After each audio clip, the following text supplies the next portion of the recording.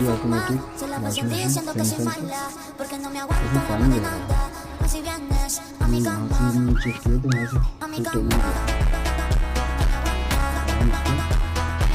हम जो टुकड़ा इसमें पड़ा हुआ नहीं है वो दे जाता है। अब हम कोशिश करते हैं ये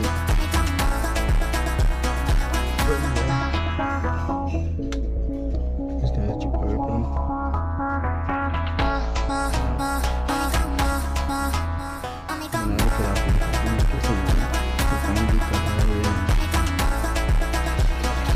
मैंने इसको पूरा बंद कर दिया यहाँ से पानी यहाँ से निकल दिया।